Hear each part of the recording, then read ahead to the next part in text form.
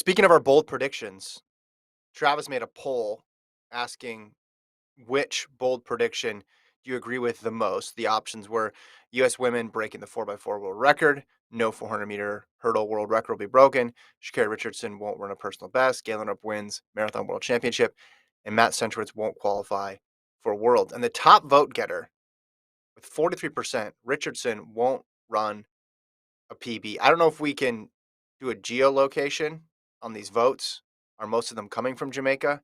I can only infer because but here's what doesn't make sense. Then the second most, I guess, is really optimistic on the US because it's saying, hey, they could break the 4x4 world record, 23%.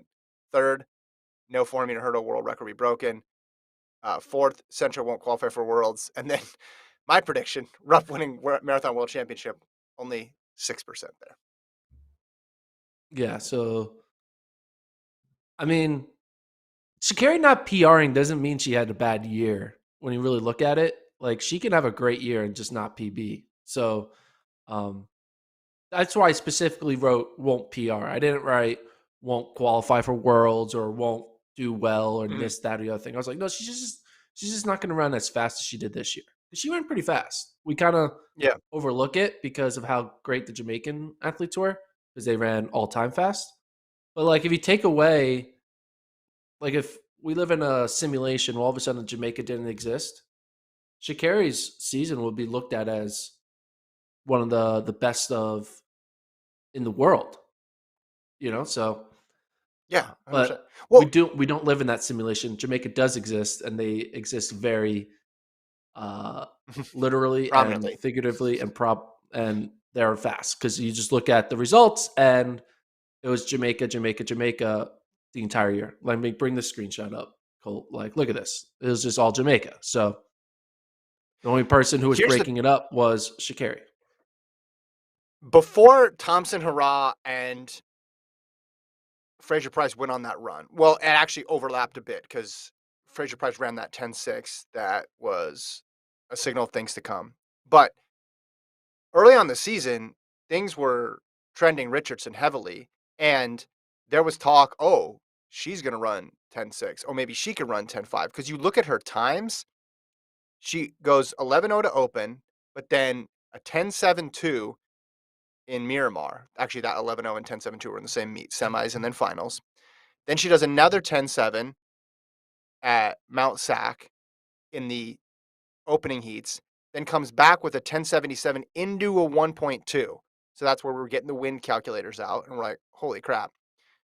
Trials, I don't know if you remember this, the semi, she ran 1064. It was wind aided plus 2.6. But there was a lot of talk before the final. Oh my gosh, could she equal that?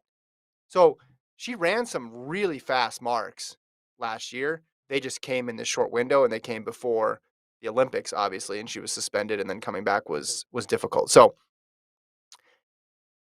10.72, although it's her PB, I don't think that's indicative of her true ability, which is why I'm going the other direction than you on this. My buddy Jason, who I co-host House of Run with, he had a different bold prediction than you, but same event.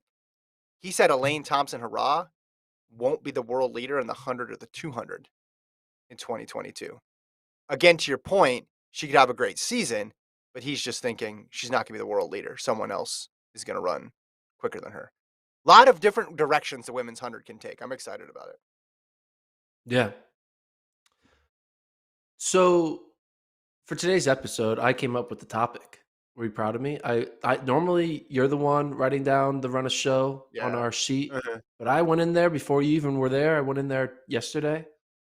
I think Mhm. we should talk a little bit about things that happened because we took like a 2 week break from doing pods. Uh, so there was some news that kind of happened that we kind of just didn't react to or comment on, and I thought we should kind of hit some of those bigger news items that happened over the holidays when we weren't really doing a regular pod.